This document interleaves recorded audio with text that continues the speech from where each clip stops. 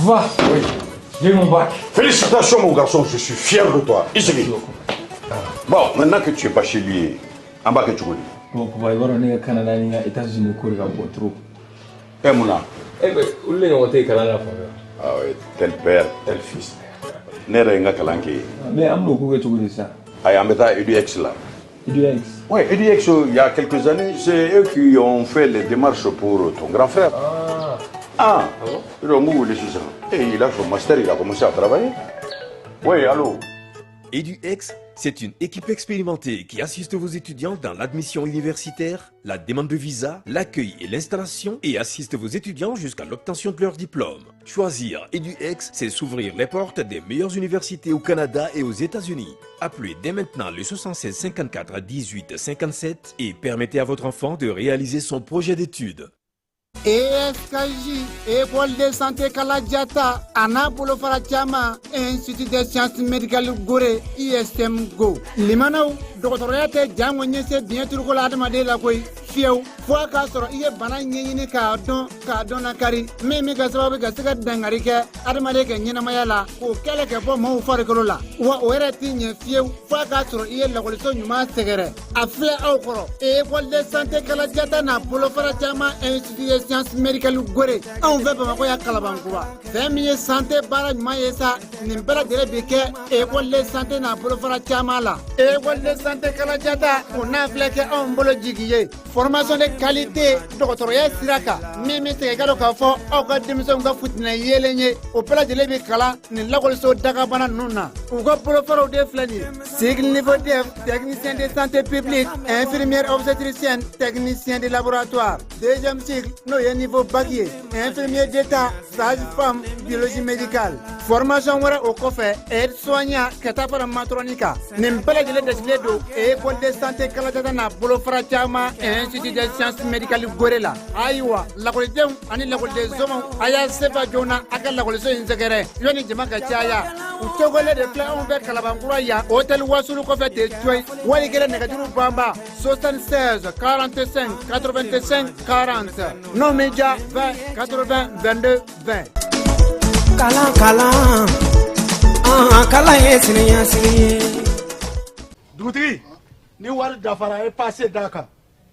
kasira dinamo Sungalo e kungolo ati dugu wari ko odiba fo dugu andugu dum warata de o koni kuma tala sa e kasama moneto yi i yere ta sita sidi kan numéro flani wari ci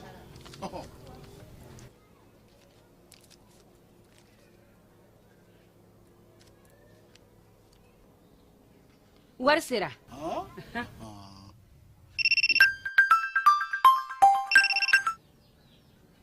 Allo? Ye wari sɔrɔ?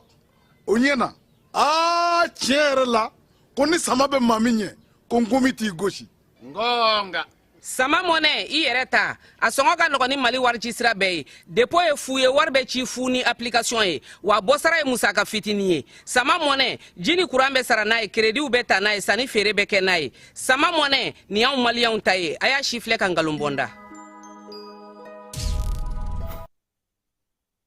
an ka ɲɔgɔn dɛmɛ ka binkɛnikɛlaw ni maafalaw ni walijugutigilamaw kɛlɛ a y'anw dɛmɛ an k'aw dɛmɛ ka binkɛnikɛlaw ni maafalaw ni walijugutigilamaw kɛlɛ n'a ye kunnafoni sɔrɔ binkɛnikɛlaw ni maafalaw ni walijugutigilamaw kan a ye nɛgɛjuru ci dɛmɛso la nɛgɛjuru sira fɛ wari tɛ sara min na 80 fu ni fu 11 20 walima 80 fu ni fu 11 22 walima 98 10 wolofila 36 75 ngo 98 10 wolofila 36 45.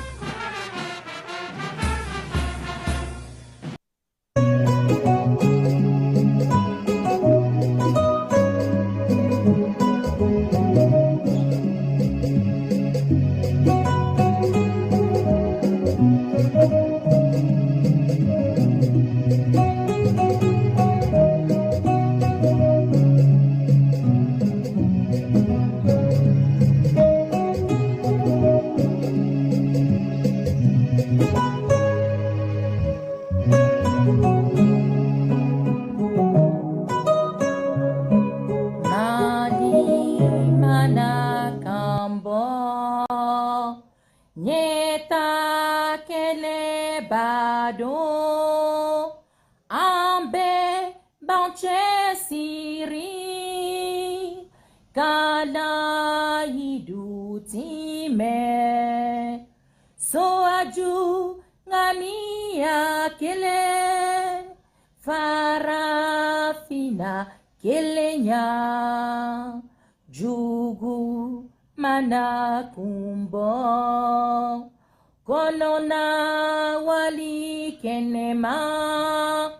beka wiliki jo saya kafisa maloye farafina na faso mali jonjo iko horonya bere farafina na faso mali kele iko kelenya kele malikle baby malikle besini jigi aforo funtira kaira dewakili la tigera peu peu bon an lamɛnbaaw an'an filɛbaaw aw bɛɛ lajɛlen aw ni ɲanguma bi ye kari ye septembre kalo ale tile 22 san 2024 kumaso kɔnɔna na yan Falaye Keyita ale bɛ yan ani ne yɛrɛ yaasa ka se ka nin kibaruya ninnu da aw tulo kan bi 22 septembre donya in na ni ye Mali ka yɛrɛma hɔrɔnya o san 64 san 64 Modibo Keyita n'a nɔfɛmaw ye tu min tigɛ fo kana se bi ma ana an da don o la k'o ɲɛfɔ tasibila miiri bato ani hakililajigi o kɛnɛ don Saba Sangare ale tɔgɔla kuma b'an bolo yan bi Falaye aw bɛɛ b'a mɛn ko Sabatɛrɛ aw t'a dɔn Saba Tarawele ye maa min ye an na dɔ f'o la Mali wolomasiri tabaw ka chef d'état-major fɔlɔ mɔgɔ caman b'a ɲɛna ko général Abdoulaye Soumaré don ayi capitaine Sekou Traoré de do o de bɔra ye ka Abdoulaye Soumaré ka ale ta sabula fédération bɛ ci waati min wɔlɔfɔw ma sɔn fiyewu ale Abdoulaye Soumaré ne ka kɛ wolomasiri tabaw ka ɲɛmaa ye fédération kɔnɔna na fɔnkɔɲɔgɔnkɔw caman nana bala o yɔrɔ in de la min ye fédération ko kɛlen e ko Abdoulaye Soumaré yɛrɛ o tun b'a minɛ k'a bila ka taa Faransikaw fɛ yen wa o de kɔfɛ sa i t'o la ka sɔrɔ ka na Bamako Mansouruna na yan o y'a sɔrɔ armée kɔni kun sigira Sekou Traoré ale de ye Mali chef d'état-major de l'armée fɔlɔ ye hali n'o y'a sɔrɔ maa caman a bɛ ta o hakili kan Falaye kiralikaw k'a bɛ sɔrɔ olu y'a daminɛ dɛ min yɛrɛ ma deli ka kɛ kiral o de kɛra sɔrɔ n'a bɛ fɔ ma ko retraite de flambeau o baaraw fana jabalikaw fana fɛ yen o fana ɲɔgɔnna kɛra ye Burem fana ye 22 fêti o ɲɛnamaya Motikaw ka taa se Mali fan caman ma Falaye an na an da don na ka ɲɛfɔli kɛ maaw ye u bɛ se ka faamuyali kɛ a ko la cogo min an bɛ t'e fa fɛ ka sɔrɔ sa ka segin ka na an ka kɛnɛ kɔnɔna na.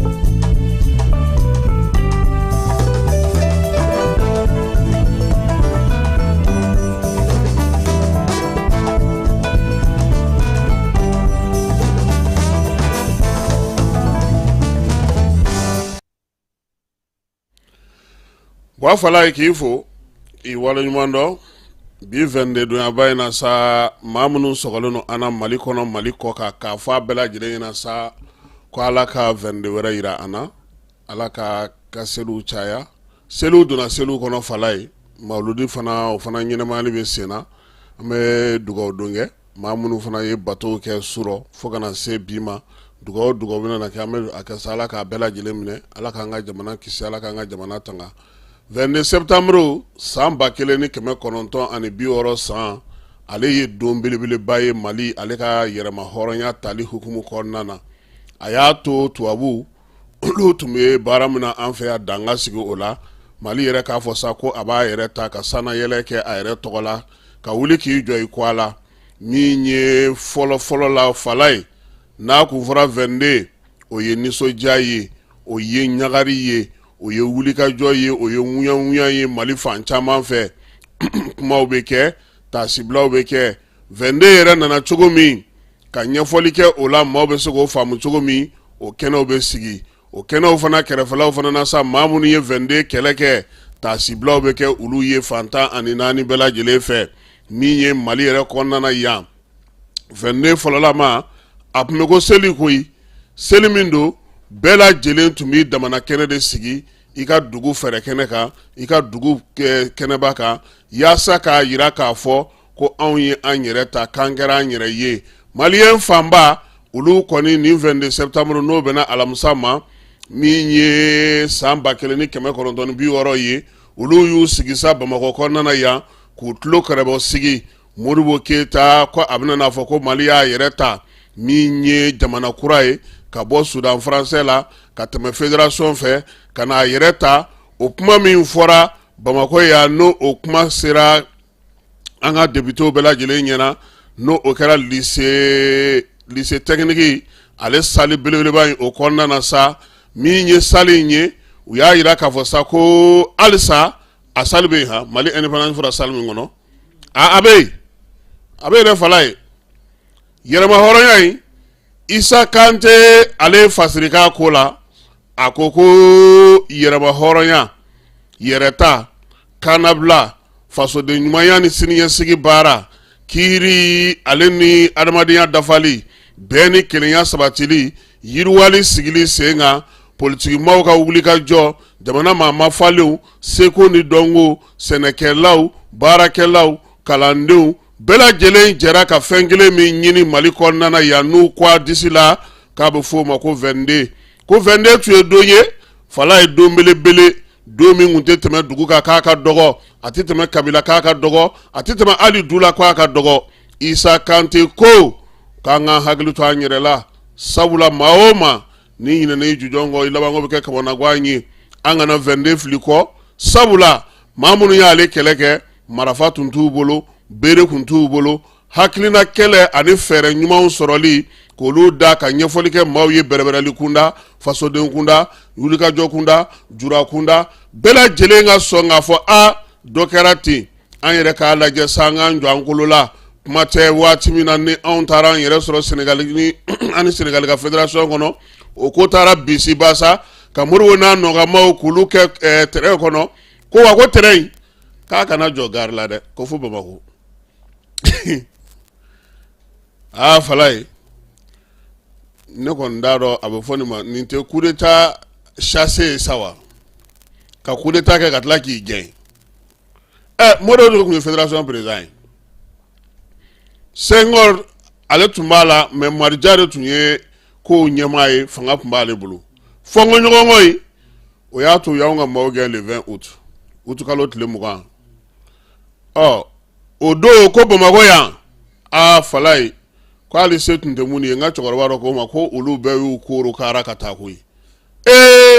ko ɲɛ bɛ terɛngari in na a don Modibo bɛ se a don min ayi maa si ma to so ko don de ye ale ye maliyɛnw ka malidenkan dɔn parce que maa si tun tɛ Bamakɔ du kɔnɔna na min tun bɛ fɛ k'a dɔn k'a fɔ mun ye Modibo sɔrɔ parce que o y'a sɔrɔ anw fan fɛ bolo ma yakubaya kosɛbɛ ten o yan kun tɛ on sont pas commencé à construire fɛn bɛɛ lajɛlen o tun ye dugu kɔnɔna in de ye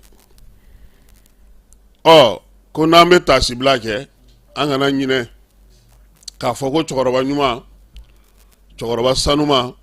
cɛkɔrɔba hakilima cɛkɔrɔba min ye kunu ni kunna sini dɔn ka baara kɛ ka denmisɛnw tɛgɛ don ka se ka kow ɲɛ yira u la Madu Konate cɛwlenba denkɛ k'an kana ɲinɛ a kɔ maninka yɛrɛ hɔrɔnya danbe ani tilennenya la an kana ɲinɛ a kɔ fala ye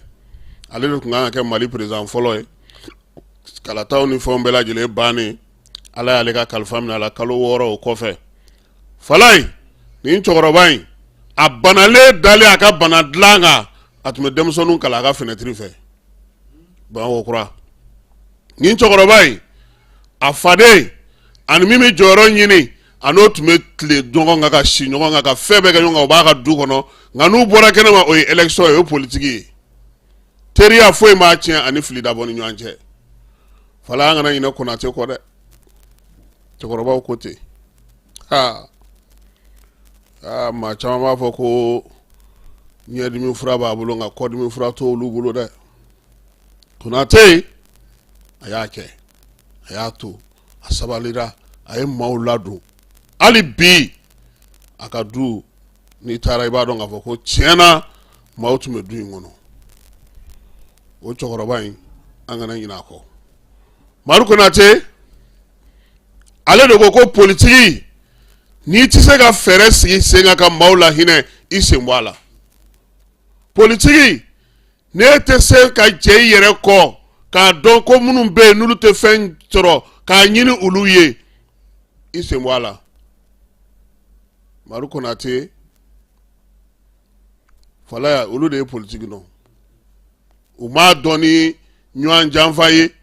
u m'a dɔn ni ɲɔgɔn nɛni ye u m'a dɔn ni ɲɔgɔn buruja ye u m'a dɔn ni somaci ye u m'a dɔn ni nɛnini ye u m'a dɔn ni kɔrɔmatigɛli ye u m'a dɔn ni bɛsɛnkɔrɔciya ye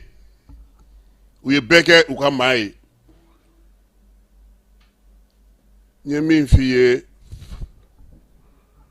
Konate i ɲɛ bɛ samaba in na samaba in yɔrɔ la Konate de tun kan ka jɔ yan monument u y'a baara bɛɛ lajɛlen labɛn k'a ban pewu taara s'a somaw ma u ko ko olu ka cɛkɔrɔba silamɛ don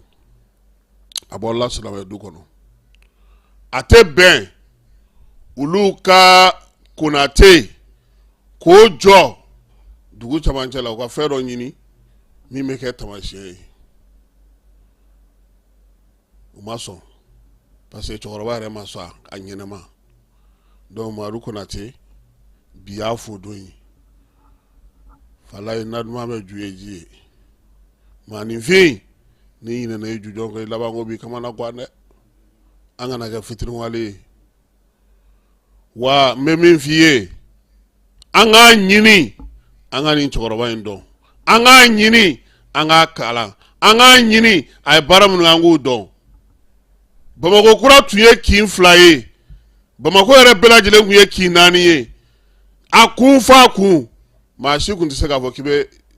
Konate ye ko la ko min ni o tɛ bɛn ni fara ɲɔgɔn kan tɛ ni bɛn tɛ ni kelenya tɛ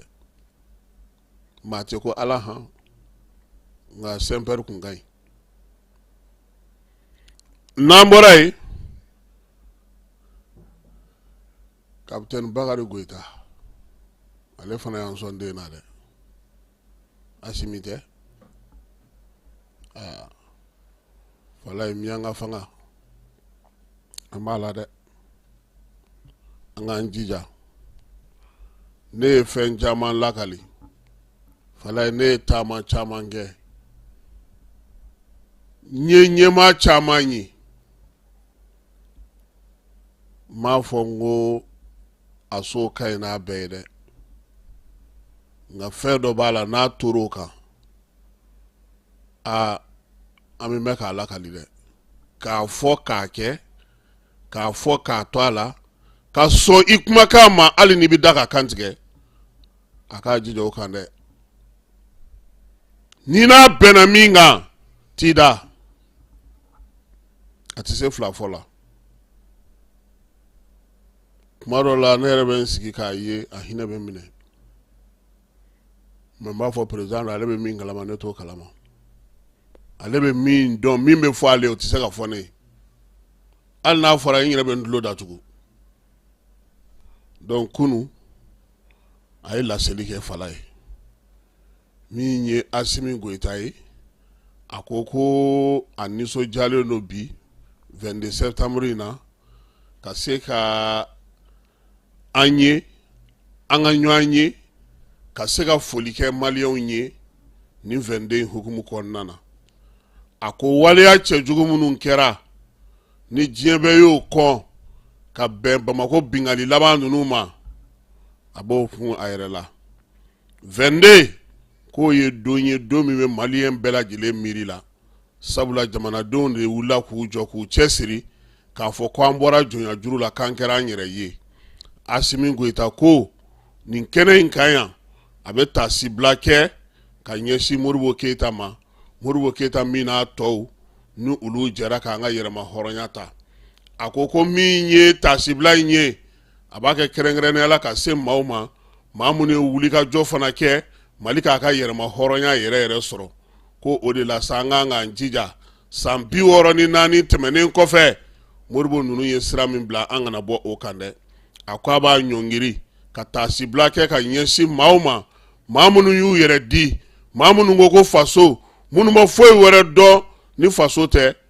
ko a ka waleɲuman dɔn bɛ olu ye a ko ko 22 a yɛrɛma hɔrɔnya min ye a waleyaw kɛli ye a bɛ maa hakili la jigi fɛɛrɛba minnu sigila sen an ka jamana fɛ yaasa an ka se ka kɛ an yɛrɛ ye min ye lafiya o ka se ka na cogo min ale yɛrɛ ka yamaruya kɔnɔna na Mali gouvernement o bɛ baara la baara min bi ale bolo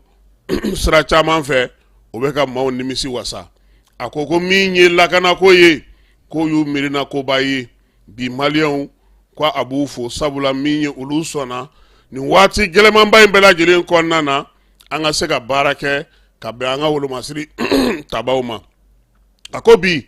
ko kɛnɛ kan min ye wolomasiri tabaw ye u ka laɲini ti dɔwɛrɛ ye koyi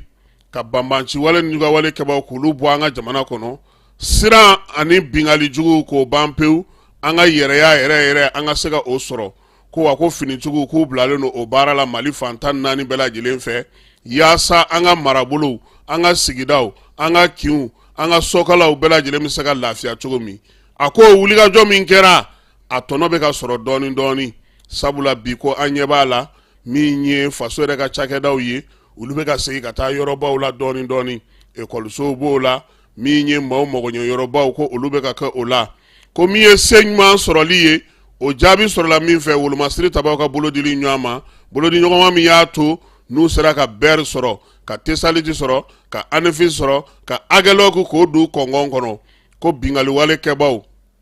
u ye waleya min kɛ Bamakɔ yan nin tarata in kalo tile 17 k'o tɛna fosi bɔ an ka kow la nka a b'an miiri jigin k'a yirana k'a fɔ k'an k'an janto an yɛrɛ la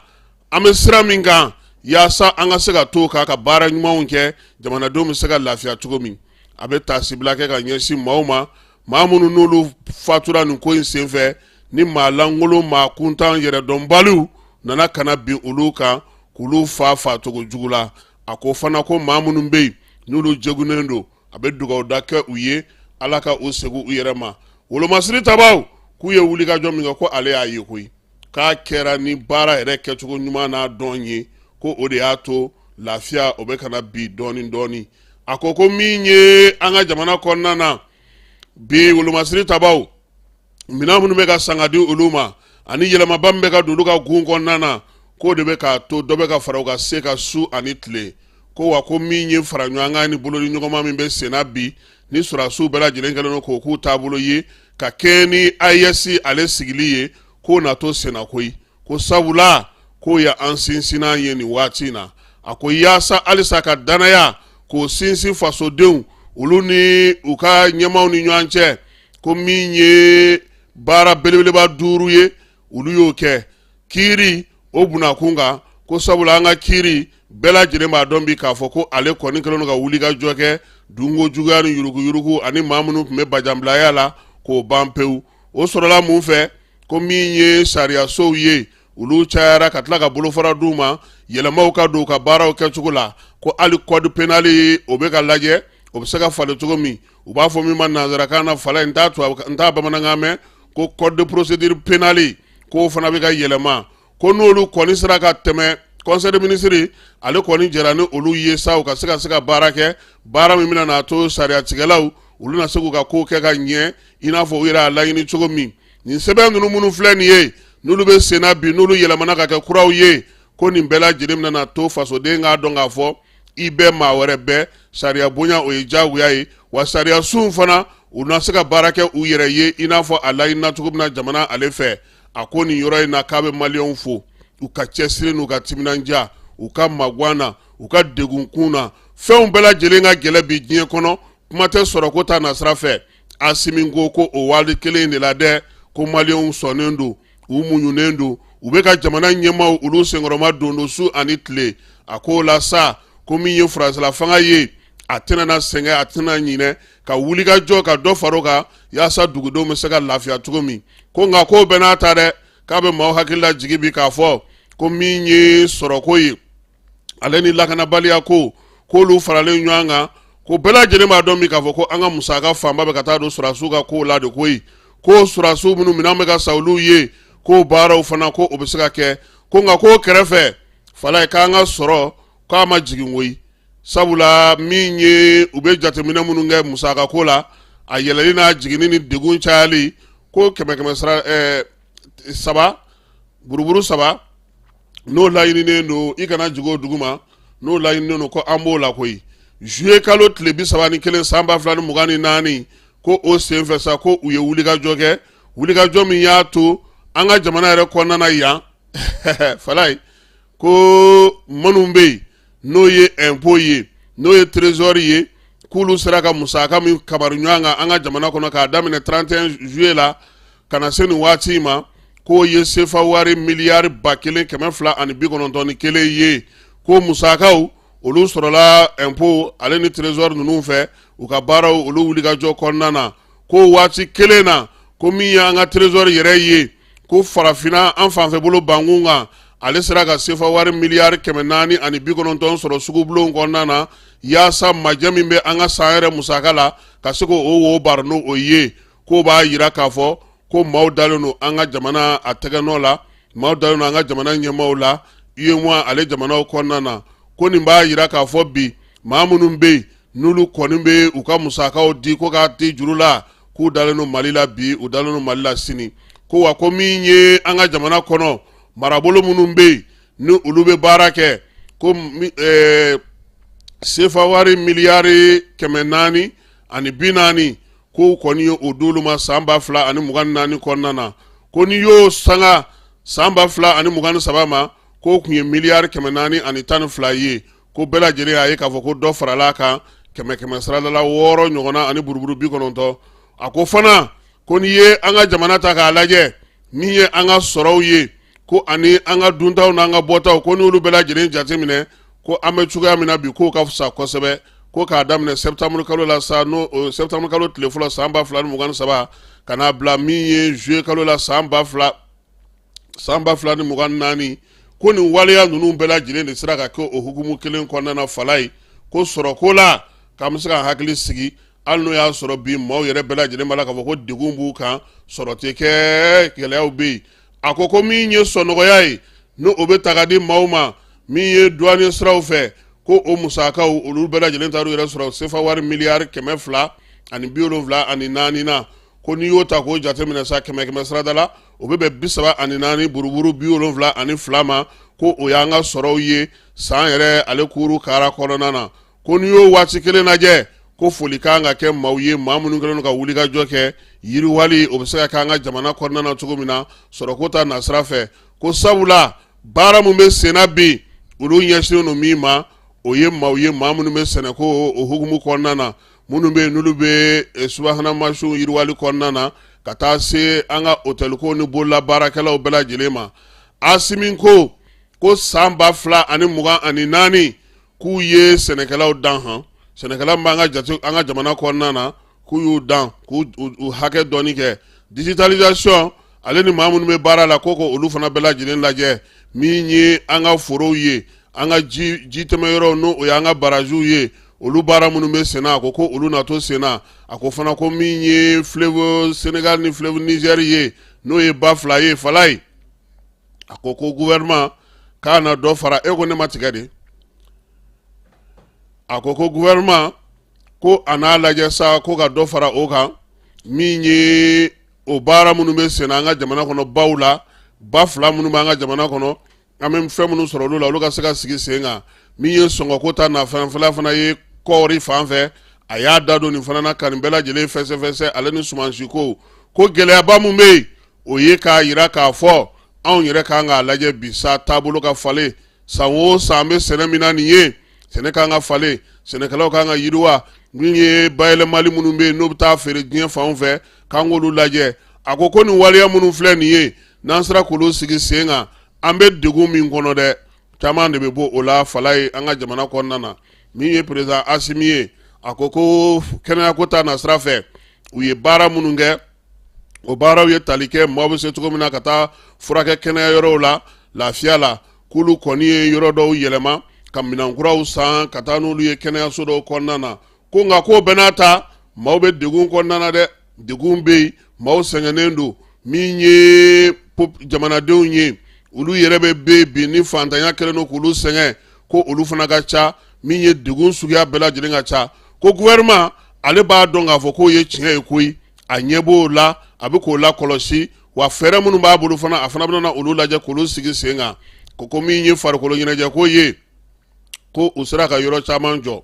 min ye transition yɛrɛ kɔnɔna na farikolo ɲɛnajɛ kɔni ale ka kɛnɛ a kɛnɛya ko o bɛ dɔn n'an ka jaabiw ye an'an ka balontan ye ko o yiriwali ko o ni faso ale taali ɲɛ ale ni faso kɛlɛli faso dɛmɛni ko n'u bɛɛ lajɛlen bɛ tali kɛ ɲɔgɔn na koyi ko sabula ko min ye farikolo ɲɛnajɛkɛlaw ye u fana ye faso kumabɔdenw ye koyi sabula u ka jaabi k'a bɛ nisɔndiya don jamana bɛɛ lajɛlen kɔnɔna na min ye école ko ta nasira fana fɛ a ko k'u ye baara caman kɛ min ye école dɔw ye k'olu kurakuraya ka min ye kalanso dɔw ye k'olu fana lajɛ k'olu dilan ko nin yɔrɔ in na a bɛ foli kɛ ka se école ɲɛmaaw ma olu minnu sera ka san laban ɲɔgɔndanw k'olu labɛn ka ɲɛ Asimi ko min ye sanayɛlɛ kalanso fana kɔnɔna na u b'a fɔ min ma sa ko robotigi ko olu ka yɔrɔ min jɔli bɛ yen k'o baara natɔ sen na a ko ni ala sɔnna ma Sikasokaw ka sanayɛlɛ kalanso n'o ye université de Sikaso ye k'o y'a kalanden fɔlɔw sɔrɔ o baaraw natɔ sen na yaasa sa Gao université o bɛ se ka dayɛlɛ cogo min Tunbututa Kayi ani Banyankara Asimi ko yaasa ka se ka dɔ fara hali bi faso ale ka cakɛdaw kan an'u ka baara kɛcogo jamanadenw bɛ se cogo min na ka lafiya ko a y'a ɲini kabini salongo san 2023 ko ka maa 1,417 ko k'olu ta faso ka fariwa baara la min ye maa 776 ko olu ye jamana ka baarakɛlaw ye olu ka se ka taa san nata in na n'o ye 2024 kɔnɔna ye a ko baara ni baaradege hukumu fana kɔnɔna na ko o ye degunba ye degun min ni fura kan ka sɔrɔ o la transition ale bɛ ɲɛbɔ o la ko de kɔnɔna na sa fɛɛrɛ ni dabali minnu sigilen don baara ko ta nasira fɛ ani ka maaw dege baara la san 2025 ka taa se san 2029 ma falayi k'u ye fɛɛrɛ min sigi sen kan o fɛɛrɛ la waleyali la sa u b'a fɔ min ma ko FERD k'o tɛna tali kɛ sɛnɛko la wa ko yaasa u ka se ka sigi sen kan min ye o bolofara min bɛ musow kunna muso minnu bɛ cɛsiri ni timinandiya la k'u na paaraba kɛ o la olu ka yiriwali bɛ se ka kɛ cogo min na an ka jamanaw kɔnɔ jamanakuntigi ko min ye ani jamana wɛrɛ cɛsira ɲɛnabɔli ye ko o kɔni kɛnɛ kan k'an y'an jɔ an jɔyɔrɔ la koyi k'an ka jamana ye cogo ka ɲi bi kosɛbɛ min ye an n'an dɛmɛbaw ye maa minnu bɛ n'olu b'an bonya k'an ka hakililaw bonya ka sɔn an ka fɛtaw ma n'an bɛ se ka jɛ ka baara kɛ ɲɔgɔn fɛ ko o de bɛ ka caya suko ani dugusajɛ cɛ ko n'i y'a ye bi diɲɛ yɛrɛ bankun kan Mali tɔgɔ bɛ fɔ a bɛ fɔ ko Mali k'an ka foli ni tanu ta ka sigi an yɛrɛ ka jamana ɲɛmaaw kan olu kɛlen don ka wuli ka jɔ minnu kɛ a ko bi Mali Burkina Faso Niger olu kɔni kɛlen don sa ka farafinna yɛrɛ ka yɛrɛma hɔrɔnya kura ka farafinna bɔ jɔnya juru la farafinna ka kelenya yiriwali kuntala jan ko ka o bɔlɔ de turuli daminɛ anw fɛ yan o de hukumu kɔnɔna na ko olu kɔni y'a daminɛ fɔlɔ ni Confédération des États du Sahel ye min sigira sen kan juillet kalo tile 16 san 2024 n'o baaraw bɛɛ lajɛlen kɛra nin waati Nigerkaw fɛ yen a ko nin bɛna na ni yɛlɛma ye koyi ko yɛlɛma min bɛ an fanfɛ bolo fɛ yan bi n'o ye diɲɛ yɛrɛ maracogo ni diɲɛ taacogo ye ko komi bɛɛ lajɛlen b'a kalama ko an bɛɛ lajɛlen b'a dɔn k'a fɔ fana ko ale Asimi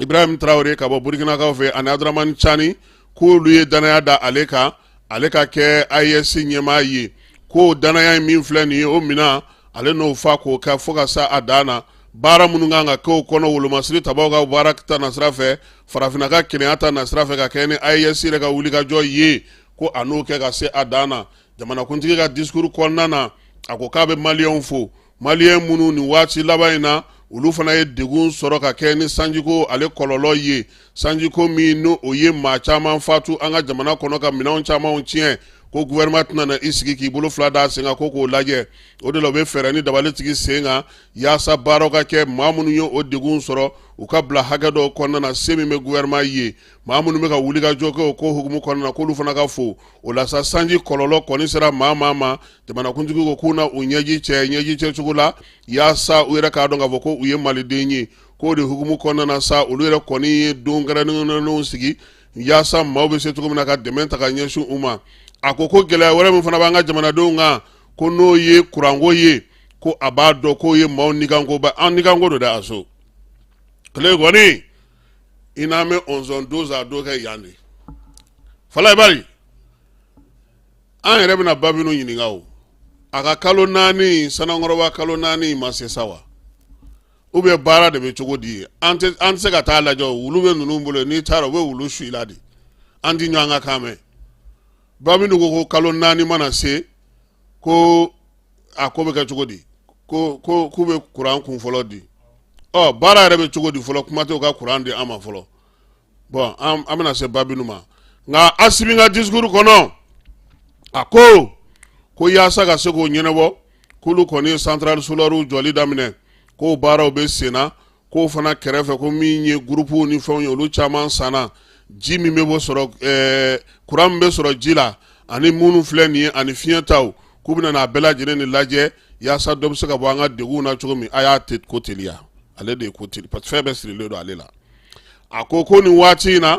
ko min ye furancɛla fanga ɲɛmaaw ye olu ka wuli ka jɔ o ye Mali ka kelenya ye kelenya in ni yɛrɛma hɔrɔnya ko maa tɛ se k'u bɔ ɲɔgɔn na ko ni dun ko k'i tɛ se k'olu bɔ ɲɔgɔn na ko bɛɛ lajɛlen k'a dɔn k'a fɔ ko fo sigi ka fɔ kun ka kɛ k'o de la ko maliyɛnw sigira sariti k'o bɛ ka labɛn bɛn ni kelenya sinsinni na an ka jamana kɔnɔna na a ko maliyɛn bɛɛ lajɛlen nana ka na kuma min ye biennale ye a da donn'o la a ko k'o ye fɛn ɲɛnamaba ye min b'a to jamanadenw bɛ ɲɔgɔn sɔrɔ ka gɛrɛ ɲɔgɔn na denmisɛnw olu bɛ ɲɔgɔn dɔn kelenya u tin bɛ don ɲɔgɔn na a ko nka ko o kɛrɛfɛ k'a ka ɲi an yɛrɛ ka bɛn fɛn kan min b'an ka yiriwaliw kɛ an ka sigidaw olu kɔnɔna na ka taga ɲɛ kɛ a ko o de la sa olu kɔni y'a ye k'a fɔ maliden cɛ n'a muso yaasa an ka se ka an ka yiriwali baaraw kɛ k'an bolo dilen to ɲɔgɔn ma an ka se ka baarabaw kɛ ko an k'an jija an k'an cɛsiri an ka kɛ an faso fɛ o hukumu kɔnɔna na k'a b'a ɲini bɛɛ lajɛlen fɛ sa maaw k'u jija kalata nata in na u sen ka ye a la kalata ka kɛ kalata sanuma ye an ka jamana bɛɛ lajɛlen kɔnɔna na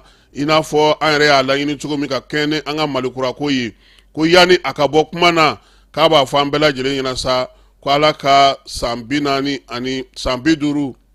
65 k'Ala ka o yira an na ko ɲinan seli ko Ala k'a ja maliden bɛɛ lajɛlen na ko Ala k'an bɛɛ lajɛlen kɛnɛ to ko a b'a ɲini Ala fɛ a ka Mali kɔlɔsi ka malidenw kɔlɔsi ka jamana in kɛnɛ to k'a ka foli bɛ aw ye sɛbɛn fa sirila colonel Asimi Goyita furancɛla fanga ɲɛma min ye Kulubakaw olu fɛ yen fala ye n'an bɔra Kuluba an b'a da o tulo kan k'a fɔ ko min ye yɛrɛma hɔrɔnya ko in ye an b'ale kɔnɔ hali bi fala ye Bamakɔ yan desanburu kalo tile 23 san 1960 min ye général Ablaye Soumare ale nana Mali la a nalen min ye desanburu kalo tile 28 ye ka taa se desanburu kalo tile 29 ma u y'a kɛ général de brigade ye général de brigade in de senfɛ sa a bilara sa ka se ka baara kɛ Mali wolomasiri tabaw ka se ka olu kɛ kelen ye min ye janvier kalo tile 10 san 1991 an ka armée ale ɲɛ yɛlɛla falaye Mali armée bɛɛ lajɛlen lamɛn han a lamɛn dɛ n bɛna tila ka to ka nin question in poser armée bɛɛ maa 1232 o mun na chef de bataillon 2 de tun b'a la capitaine 3 lieutenant 3 sous-lieutenant 14 olu tun y'a ɲɛmaaw ye olu de filɛ nin ye Mali ka défilé fɔlɔ 22 hukumu kɔnɔna a kɛra Bafulabe kaw yɛrɛma hɔrɔnya talen olu de y'o kɛ wa n'i ye a lajɛ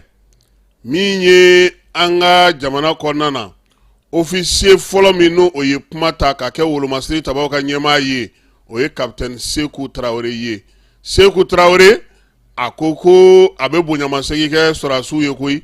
min ye Mali ye octobre kalo tile fɔlɔ san ba 1960 an bɛ se k'a fɔ n ko nin ye général Sumare sabula ale de nana Seku nɔ na Seku ka discours Seku ye a ka discours in kɛ o y'a sɔrɔ Sumare ale mana sabula ale nana ale bilara ɲɛmaya la min ye ale de ye chef d'état-major fɔlɔ ye ale bilara ɲɛmaya la utu kalo tile 20 kow kɛlen n'o kɛra janfan ye ka ɲɛsin an ma k'an ka maaw gɛn ka bɔ Senegalikaw fɛ yen u nalen sa Modibo Keyita ale ni Senghor fɔlen ɲɔgɔn kɔ min ye juillet kalo tile 30 san 1990 conseil des ministres fédéral senfɛ sa min ye Ablaye Sumare ye i b'a dɔn k'a fɔ ale yɛrɛ tun ye Senegalika ye attaché kun don nka a kun ka surun Mali la kosɛbɛ o hukumu kɔnɔna na sa ko in bɛɛ lajɛlen ale ni Mamadou Dia olu de kɔni min ye Modibo ni Mamadou Dia ye olu de kɔni fɔra ɲɔgɔn kɔ fɔnkɔɲɔgɔnkɔ in de senfɛ sa olu tun b'a fɛ colonel Fall o de tun ka kɛ wolomasiri tabaw ka ɲɛmaa ye Fall ale de kɔni ye ministre de la défense tun y'ale ale de ye cɛ in proposé sa yaasa o ka se ka kɛ nin ko in bɛɛ lajɛlen ɲɛmaa ye u y'a yira sa k'a fɔ Fala ye fɔnkɔɲɔgɔnkɔ min nana kɛ o la dɛ o de y'a to Mali ale yɛrɛ ta ka na pewu k'i sen bɔ Senegalika kow la a ko kɔni magɛn bonyana kosɛbɛ o de la sa utu kalo tile 20 san 1960 Mali fédération cilen capitaine Pinana Drabo ale kɛra chef de bataillon ye yan Sudan kɔnɔna na o décret o taara o fana kɔfɛ ale fana ye fɛnw sigi sen kan n'o ye état major fɔlɔ ye état major fɔlɔ chef fɔlɔ ye maa min ye capitaine Sekou Traoré capitaine Cɛmɔgɔ Konate lieutenant Demba Diallo lieutenant Maliki Diallo sous-lieutenant Bougari Sangare septembre kalo tile 26 san 1990 u ye sɛbɛn sira sa k'a yira k'a fɔ ko min ye Mali ye ale ka état major o sigira sen kan dɔgɔkun kelen Seku ale kɔni taara sa ka kɛ min ye wolomasiri tabaw ka ɲɛmaa ye min ye Seku ye a kɛlen ka kɛ o ye sa a kɔni ye laseli kɛ laseli min ni a ye o bɛɛ o ɲɛfɔ maaw bɛ se ka faamuyali ko la cogo min Fala y'an ka armée a histoire ka dun dɛ parce que maa caman bɛ général Sumare de dɔn u y'u bolo ale de don k'a sɔrɔ n'i ye sɛbɛnw ta k'u lajɛ capitaine Sekou Traoré hali n'i taara bi défilé kɛra yɔrɔ min génie militaire kɔnɔna na Sekou de ka sɛbɛn bɛ kabakuru kan fara kan ye ale de ka fɛ mais komi Sumare kɛlɛ kɛra ale de kosɔn u tun ye ale ni Modibo ninnu bɛɛ minɛ ɲɔgɔn fɛ mais kɔfɛ u ye Modibo ninnu comme olu ye Soudanais ye ale ye Senegalika ye u y'ale to yen nka a yɛrɛ tilara ka fɛɛrɛ sɔrɔ ka na tuguni Mali la parce que Mali ye kɛlɛ min kɛra ale nɔfɛ yaasa ale ka se ka kɛ ɲɛmɔgɔ ye o de y'a to ale fana ye i sen bɔ ninnu sen na ka na Modibo Keyita ale nɔfɛ a nalen o de la u ka sɔrɔ k'a kɛ chef d'état-major ye mais a nana sɔrɔ Sekou min ye capitaine Sekou Traoré ale min ja filɛ nin ale kɛra chef d'état-major ye Fala ye an y'a fɔ aw ɲɛna k'a fɔ an ka jamana kɔnɔ min ye maa caman bɛ yen maaw t'olu dɔn bi an bɛna kuma Saba Traoré kan Saba Traoré Saba Sangare an lamɛnbaaw ka hakɛ to Saba Sangare ale ye maa ye maa min ni wasaden tun don wasaden min tun don a tun bɛ sigida 4 na mɔgɔw ka wasadenya la IDPM Musa Tile sigida 4 na ale kɔnɔna na a fatulen i b'a dɔn ni nanzaralaka ninnu fatura u bɛ sɛbɛn dɔ kɛ u b'a fɔ ko oraison funèbre sɛbɛn in o de kɔnɔna na sa a yirala k'a fɔ ko min ye Saba Sangare ye Ala y'a ka kalifa minɛ a la Bamako a fatulen bɛɛ lajɛlen kɔni maaw taara sabula min ye Saba Sangare ye Fala ye école karamɔgɔ don école karamɔgɔ min don yani a ka kɛ wasaden ye a ye baara caman kɛ kalansow kɔnɔna na Mali kɔnɔna na n'i ye Saba ka tagali sɛbɛn ta k'a lajɛ i b'a ye k'a fɔ a bɛ maaw fɛ maa minnu n'u cɛsiri ni timinandiya ani faso kanuni o kun y'u ka baara ye ani mama ye ɲɔgɔn dɔn teriya sira fɛ balimaya sira fɛ limana sira fɛ u bɛɛ lajɛlen y'a yira k'a fɔ ko baarakɛla don wa min ye baara ye ɲumanya o kun ye Saba Sangare ye maa min tun kɛlen don k'a faso kanu ka k'a faso fɛ a ka école karamɔgɔya kɔnɔna na a ka politiki baara kɔnɔna na a ka syndicat baara o bɛɛ lajɛlen kɔnɔna na a yɛrɛ bangera san 1928 a bɛ fɔ min ma sa ko canton de Blakoumana arrondissement min do sa o ye Manakɔrɔ ye a bɛ Buguni o fɛ Saba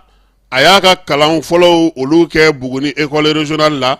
k'a ka certificat k'o sɔrɔ Bugunikaw olu fɛ yen ka bɔ yen sa ka sɔrɔ ka taa ka cours normale k'o kɛ Sevarekaw fɛ yen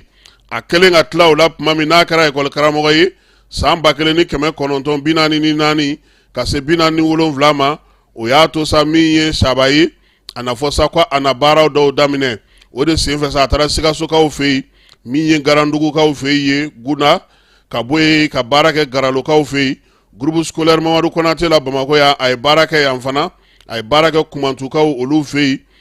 ka bɔ la sa Ngɔmiyiranbugu école a ye kalan kɛ ka sɔrɔ ka t'i yɛrɛ sɔrɔ Mamadu Konate ale kɔnɔna na ka kɛ directeur école B ye min ye Saba ye maa min do a taara ka kɛ wasaden ye n'o ye député ye an ka yan Musa Tarawele tile la a ka baara bɛɛ lajɛlen kɔnɔna na école karamɔgɔya baara kɔnɔna na a kun ye maa ye maa min tun kɛlen don ka denmisɛnninw kanu baara kɛcogo ɲuman min ye misaliya ɲumanw ye a kun b'o yira denmisɛnninw na ka baara kanu don bɛɛ lajɛlen na ka baara ɲuman kɛ o tun ka di a ye sabula ale yɛrɛ bolo n'i y'i cɛsiri k'i jija k'i timinanja i faso i bɛ min ɲɛ a ye i b'o ɲɛ i baso ye wa i b'o ɲɛ jamana ye Saba ale min ye nin bɛɛ lajɛlen kɛ Fala ye an b'a yira maaw la k'a fɔ min ye a ka école karamɔgɔya hukumu kɔnɔna na maa minnu ye a dɔn u ko don dɔ la fɔlɔ écoledenw tun bɛ ta cogo min i b'a dɔn wa aw ka dugu bɛ maa kelen di anw ka dugu bɛ maa kelen di kamalen dɔ tun bɛ yen ale tun ye lujuratɔ ye kalanta nalen se Kula canton kɔnɔna na u ko k'u bɛ taa n'a ye a fa ko n'aw taara ni nin ye nin ye ne den kelen de ye foyi tɛ ne bolo n bɛ se ka min kɛ Saba ko k'u ka taa n'a ye cɛkɔrɔba in a mago bɛ fɛn fɛn na fo ka taa se a den ka kalan banni ma Fala ye Saba y'i jɔ n'a bɛɛ ye o kɔfɛ den Ala ye sanga d'a ma dɛ a taara fo Irisila ka taa kalan kɛ nka o bɛɛ la a tun bɛ Saba ka du kɔnɔ Bamakɔ yan i b'a dɔn ko maaw tun tɛ a ni Saba denw yɛrɛ dɔn ka bɔ ɲɔgɔn na fɔlɔ kalan tun bɛ kɛ cogo min i b'a dɔn wa mɔgɔ min bɛ ta ka taa kalan i b'a dɔn a tun bɛ kɛ cogo min na muso min man ka ko cɛ a b'o den de di se tɛ minnu ye olu denw de tun bɛ bila ka taa école la Fala ye député n'a y'o sɔrɔ sigida 4nan kɔnɔna na ka baaraw kɛ ka taa a ka kabila a n'a ka denbaya k'olu bɛɛ lajɛlen sinsin bi u ka dugu yɛrɛ kɔnɔna na kɛnyɛrɛye ni timinandiya la ka baara kɛ faso ye fu n'a b'a fɔ ma ko bénévole min ye école karamɔgɔya ta na sira fɛ seko ni dɔnko yiriwaliw k'olu baaraw bɛɛ lajɛlen sigi sen kan syndicat ni politiki baaraw ka i cɛsiri k'i jija kosɛbɛ Saba ye nin bɛɛ lajɛlen kɛ jamana kɔnɔna na wa bi n'i taara sigida 4nan na Cabral ka monument kɛrɛfɛ Saba tɛrɛ bɛ yen du min ɲɛsinnen don Saba tɛrɛ ma o ye Saba Sangare ka du ye Lafiyabugukaw tulo b'an na o Fala ye maa caman b'a fɔ ko Saba tɛrɛ o t'a dɔn Saba yɛrɛ ye jɔn ye bi an ye nin tasibila in kɛ ka da kun jumɛn kan parce que an ka maa caman bɛ yen u ye baaraw kɛ an ka maa caman bɛ yen u y'u cɛsiri an ka maa caman bɛ yen u ye faso kanu an ka maa caman bɛ yen u ye baara kɛ syndicat kunda ka baara kɛ fo ka taa se école karamɔgɔ kunda k'u cɛsiri ka kɛ misaliw ye an ka jamana kɔnɔ Fala ye ɲinɛ bɛ ka k'u kɔ dɛ n'Ala sɔnna ma don nataw la Mpɛ Bɛngali e b'o dɔn e t'o dɔn dɛ Fala ye o ye Modibo ka secrétaire général de ye Modibo Keita ka kuluba secrétaire général présidentiel secrétaire général o de bɛn Bakali coup d'état kɛlen mpɛ ninnu de olu de y'an bila i y'a mɛn ko Mali école karamɔgɔw tun bɛ ɲini ko ɲumanw don Gabɔ mpɛ ninnu de y'o baara kɛ fala ye maa caman bɛ jamana in kɔnɔ minnu mɔgɔw bɛ ɲini u kɔ dɛ donc sisan n'an bɔra Sabala an bɛ taa Kidal kunun surɔ Kidalikaw an ka a ja dɔw lajɛ fɔlɔ yanni an ka kuma daminɛ.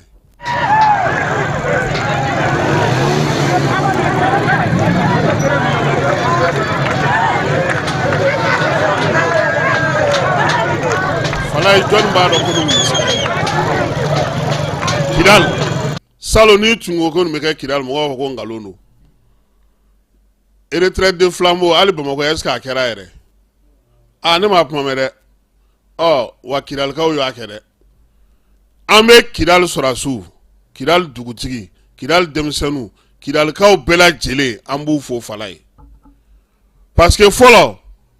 anw yɛrɛ tun bɛ 22 fɛn min labɛn yɛrɛ kosɛbɛ o ye nin de ye Fala nin kun ka di dɛ aw filama ɲɔgɔn damaw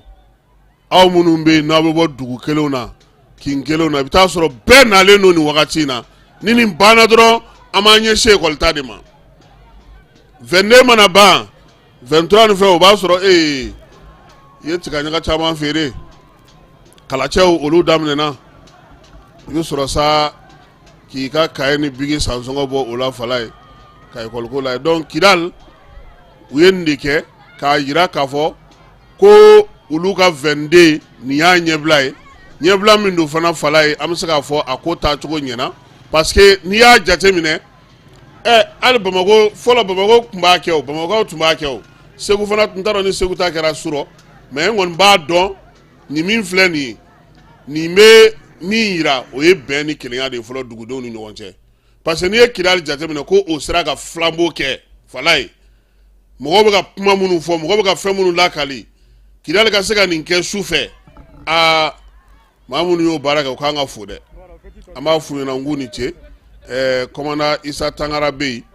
ale ye gendarme ye min ye Sulemani Dunbiya numéro 2 n'a ka mɔgɔw ye ka taa se dɔngɔnɔkɛ ma n'ale yɛrɛ commandant de région ye min ye bolofara tɔw polisilakaw ale ni denmisɛnnin minnu bɛ yen ni olu yɛrɛ wulilen don k'u jɔ bi kosɛbɛ Kidal fana bɛ se ka yiriwa cogo min an b'u fo u ka nin na sabula min ye Kidal ye tiɲɛ na Fala y'a kun famana nin ma dɛ kun famana nin ma yɛrɛ de n'an bɔra Kidal an bɛ taa anw fɛ Jabali Jabalikaw olu kɔni ye laada timɛ retraite de flambeau a kɛra Jabalikaw fɛ an k'o lajɛ parce que bɛɛ lajɛlen ni se ni damayira don faso ale kanuni na